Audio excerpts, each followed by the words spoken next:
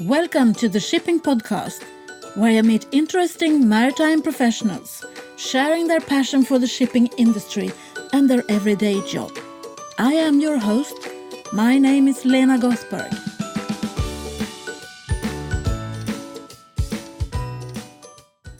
Hello, Shipping Podcast listeners.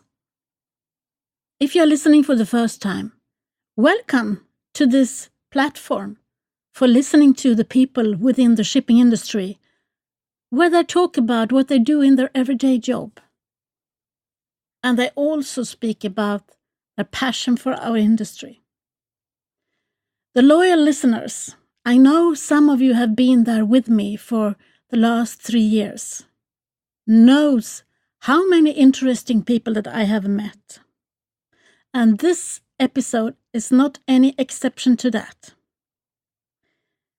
For a while there, I was a little bit not tired or fed up, but I thought everyone was talking about alternative fuel and the environment, since that has been at the top of the agenda, of course.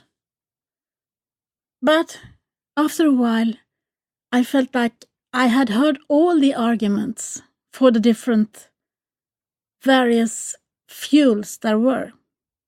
That might have something to do with the fact that I live in the middle of the first SECA area, the sulfur control area, that was proclaimed in 2015.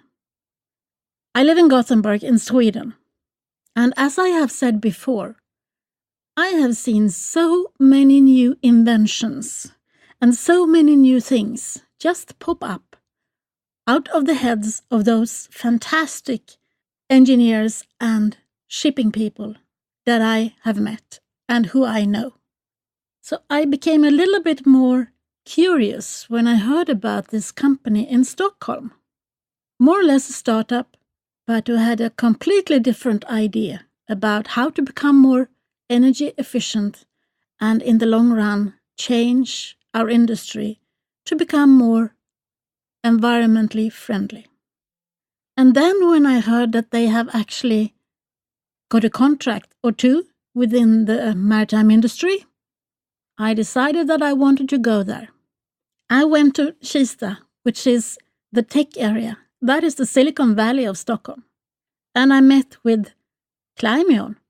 And they are providing technology to use energy in waste heat to generate electricity. I'm not an engineer, so I won't keep you. You have to listen to Thomas Öström.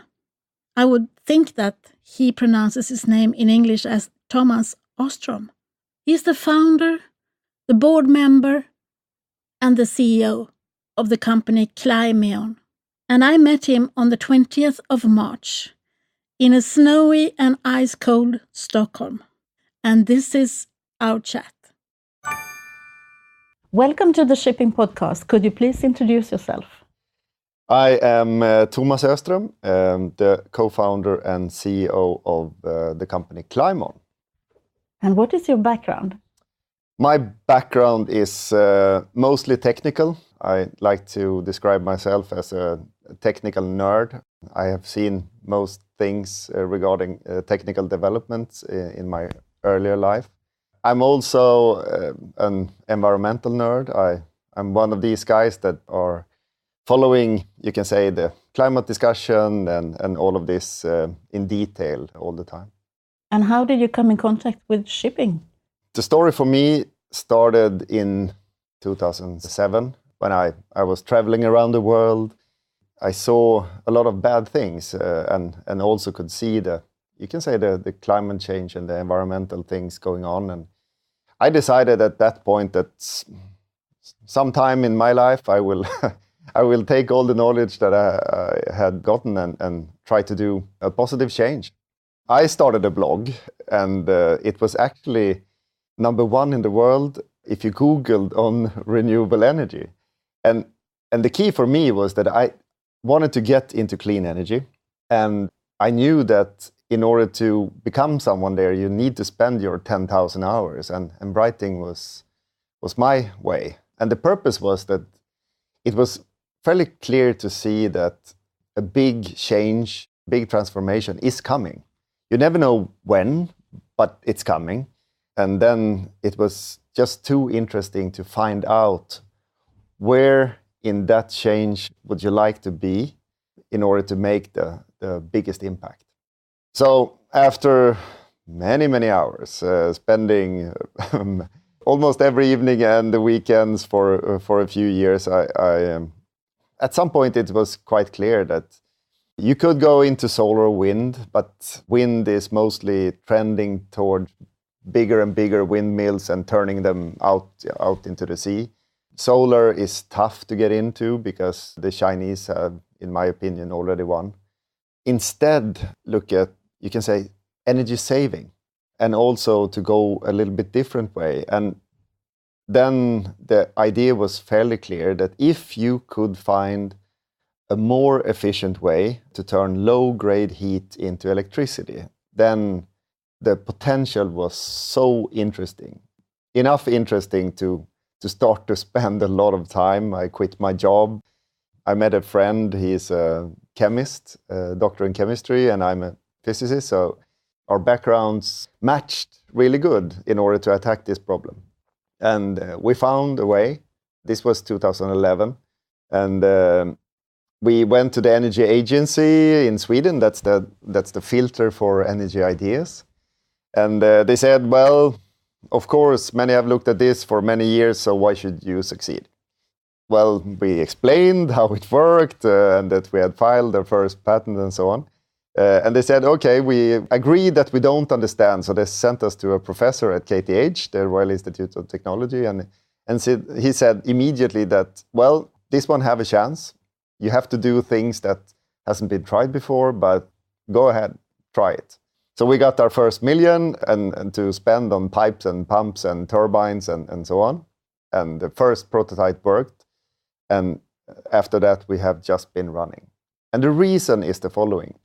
If you want to make a big impact, you need to get into an area where you can actually make a big change.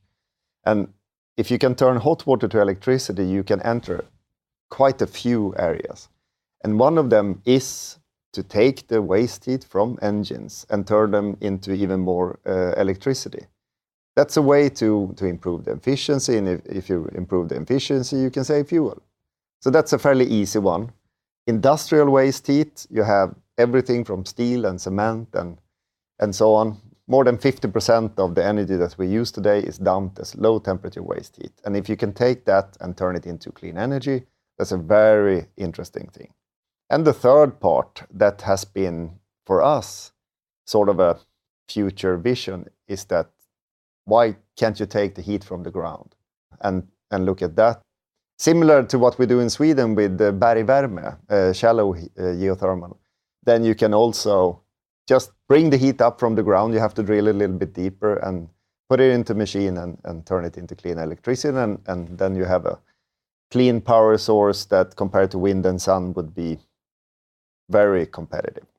So that was the background. And then eventually when we have started to get the technology going, then Kari Granberg from Viking Line visited us at KTH. And he said, well, guys, this technology is interesting. You need to take this to the marine market because we have a lot of waste heat and we have a limited amount of energy savings that we can do. And one of them is to take the waste heat in the shipping industry and turn it into electricity because electricity we need. So at that point, I knew absolutely nothing about the marine market. So we needed to start to dig and read and meet a lot of people. And after a few months, when we had started to dig, it was fairly clear that the marine market is extremely tough. It's, for us, perhaps the toughest area to get into for many reasons. One of them is that the ship is moving all the time. So compared to a land-based power plant, it's difficult.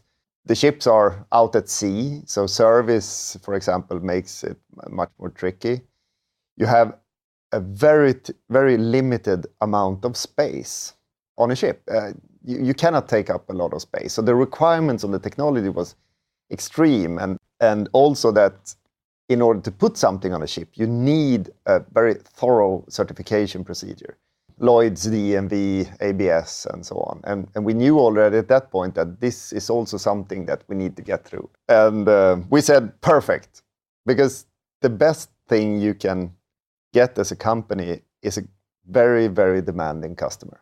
Because if we can get through this small keyhole, we can do anything. And also, it's good to have a small keyhole, because when you have taken the time to enter, you are fairly safe. You have others have a big barrier of entry compared to you. So we started off.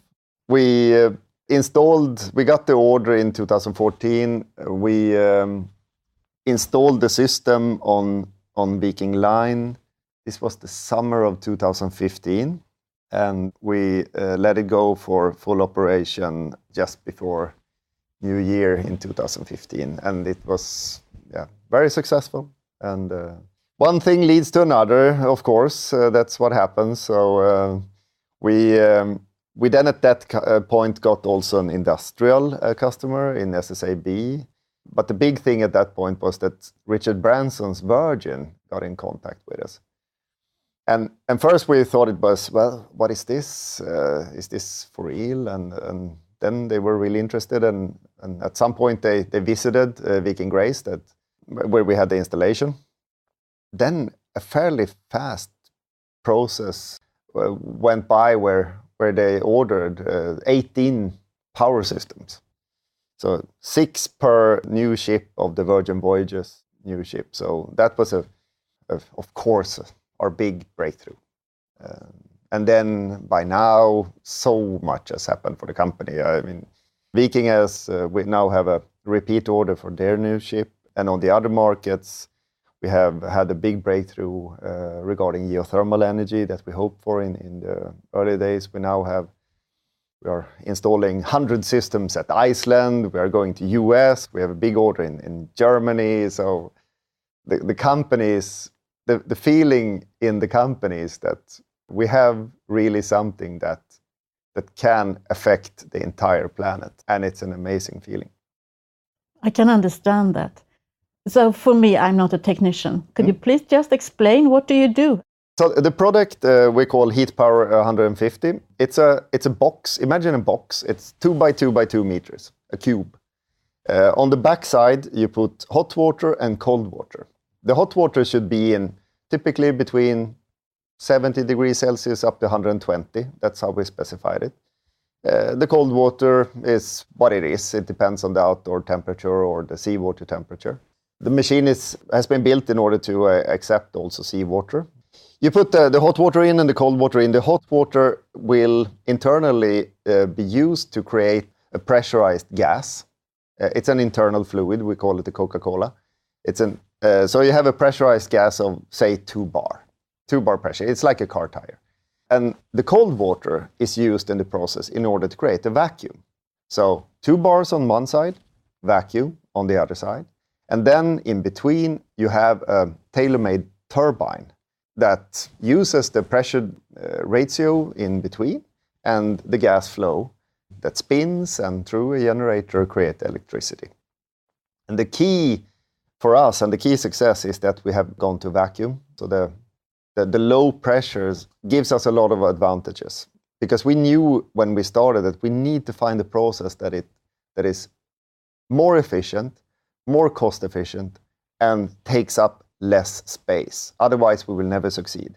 So the requirements were really tough. And our key part is that the vacuum, you can say, enables a very, very high efficiency because of a few things. It makes it easy for the turbine. So the turbine can be very, very simple. It's a very small turbine with an extreme efficiency. It takes very little internal energy to sort of run the process. And it's very easy to understand, because the internal fluids only need to be lifted up to 2 bar. And if you compare this one to 40 bar, for example, of course it takes less energy. And in order to make electricity from low temperatures, you cannot afford any losses in the system. So basically, when we have described this to thermodynamics, we say that we have created something that is very close to an ideal Carnot cycle. And that's the key, because efficiency drives everything. If you have a high efficient system, you need less material. You can utilize the heat that you have in a better way to make bigger savings. And in the end, we used to say that no one will ever buy because it's green. People will buy because it's a good payback and a decent economical case. And this is something that have followed us, and we talk about it every day in the company, all the time.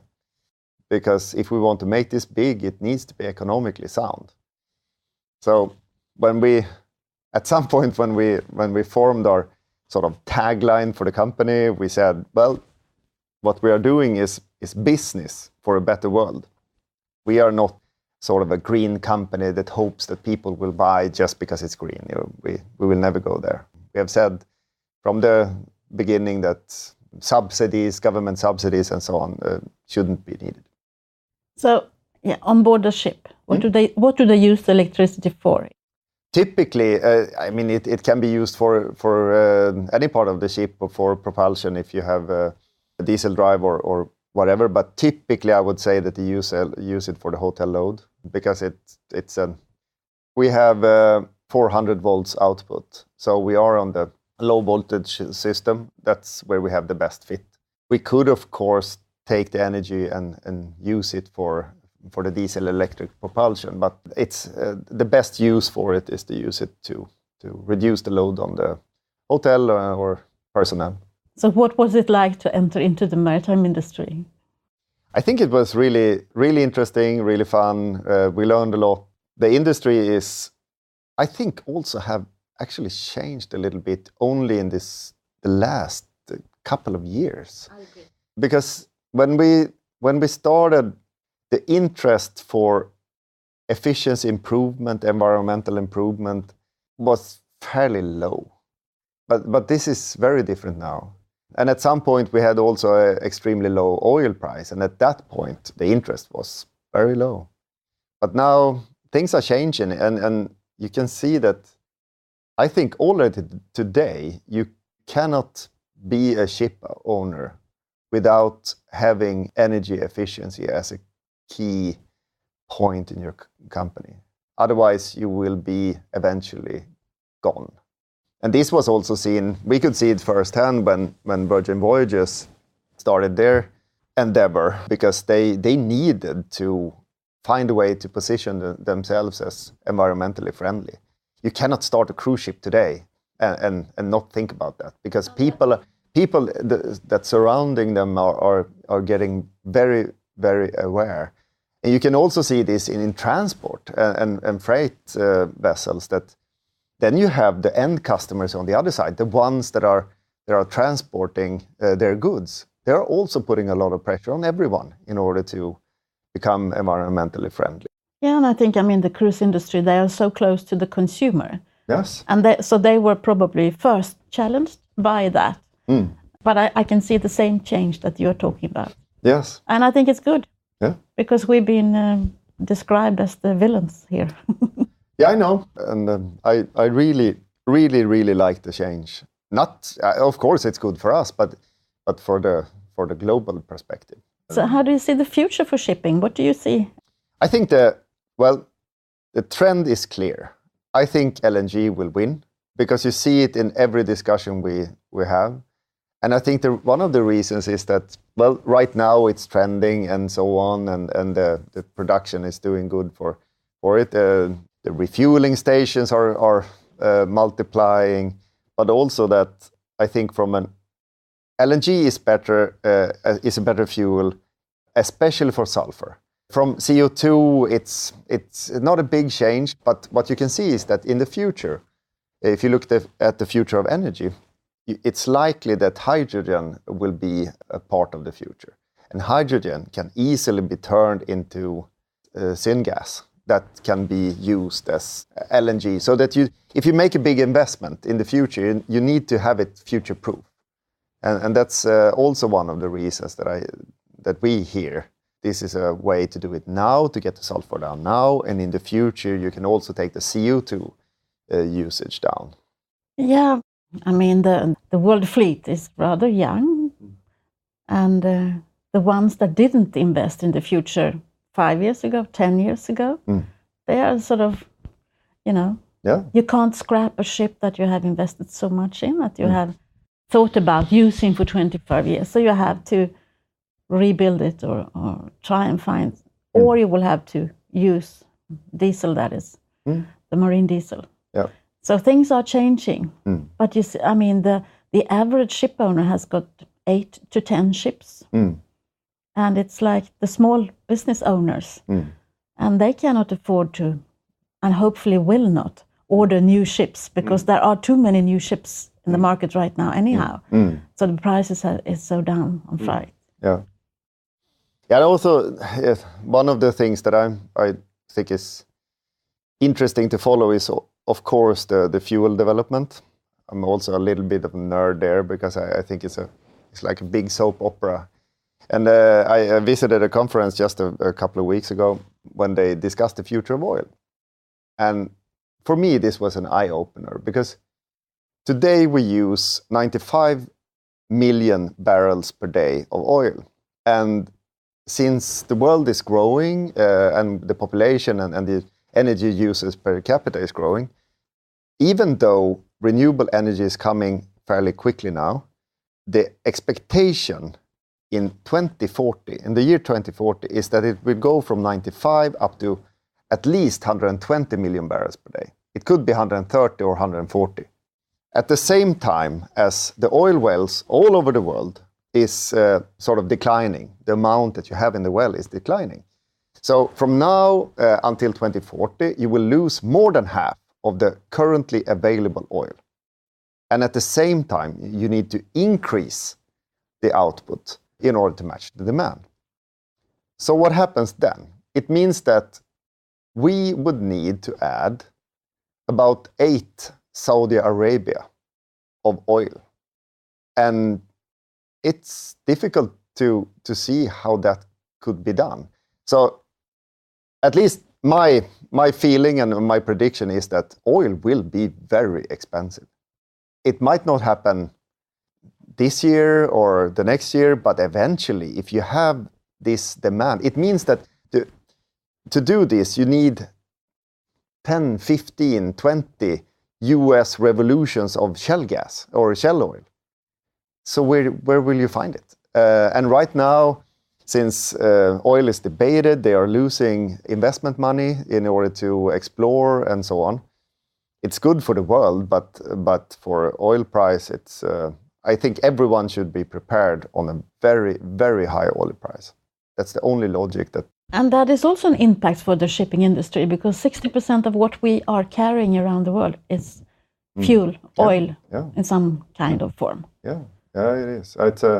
I think we will have. It's not certain that it will start this year, and now it's more the sulfur directive that everyone is talking about. But eventually, in a couple of years, I think that you will see a very interesting development. So, if I would guess, and you can guess, it's free.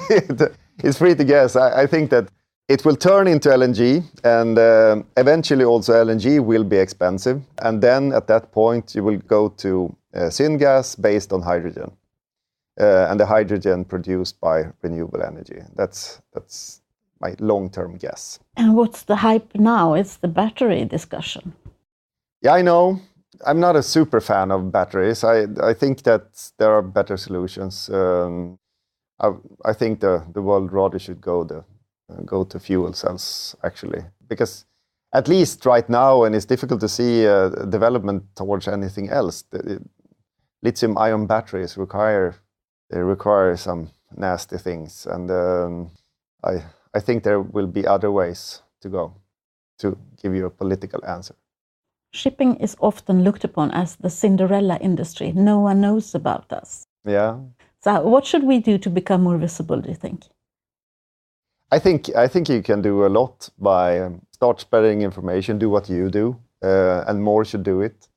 I think you should start to lift up positive examples better, and to use the very good things that are happening, because there are many things that are happening. Because you can compare this to leading a business. I believe in positive feedback. I don't think you should go and blame companies for not doing. I think you should lift up the good examples and make sure that they are heard. That's what I think. And much more can be done there, because today you don't see it. You don't see it. And I think that also to have discussions with the end users, the one that is transporting the goods, and through them also get the message out, which one they like and the initiatives they like. Ask Hennes & Mauritz or IKEA or whatever, all the big companies that are transporting a lot of goods, to use that channel also to bring the message out. So who would you be interested in listening to if you were listening to the Shipping Podcast? Who should I meet the next? I think actually Virgin Voyages is interesting. They have a new concept. It's very different in many ways. I think you should have a discussion with them and see what they're coming up to, because they made a lot of thinking before starting. And I sort of like when people challenge. And this is not at all just because we are delivering to them. It's just they also have a very good sense of marketing and branding. And I think the industry can learn quite a lot from them. Because even though they haven't put a ship out at the sea, the rumors and their marketing, everyone knows about them. So they are brilliant I think in many ways. And as far as I've seen, they have also a very good culture within Virgin also. Very positive culture, good people. Okay. So, Tom McAlpin, meet him and have a podcast with him, I would say. I hope I will in the future then. Yeah. Thank you very much for taking the time. Could you hear Thomas's passion? I think it really shows that he wants to be a part of the solution. And I think they will. I am packing to go to the podcast movement. That is a large conference for podcasters, which this year is held in Philadelphia. I'm going there to try and measure and see how good is the shipping podcast, really? And what can I learn? And what can I teach them about the shipping industry? I wish that more of you would share some of my postings in social media, as sharing is the hard currency in today's digital society. The more you share, the more people will be part of our tribe who's trying to change the profile of shipping. We want to show the world what it's like to be part of the maritime industry. We want to showcase our industry to the world. So the more people that downloads this podcast and the more people that listens to this podcast, that would help us spread the word and make the shipping industry more well known to the general public. I'm thinking about my 100th episode. That will happen in December. And I promise you, I will share more of my thoughts then. But until then, I would like you to tell people to listen to this podcast. I will leave you with that thought. So until then, I would like you to show me what you think about the shipping podcast and share it in every social channel that you have. I am on Instagram, I'm on Twitter, and I'm on Facebook. And you can see all the different episodes on the website shippingpodcast.com. I will leave you with that. Until the next time, from me to you, over and out. Thank you for listening to the Shipping Podcast. Don't forget to tell everyone that you meet that there is a shipping podcast available and that they should download it and listen to the maritime professionals who are sharing their passion for the shipping industry.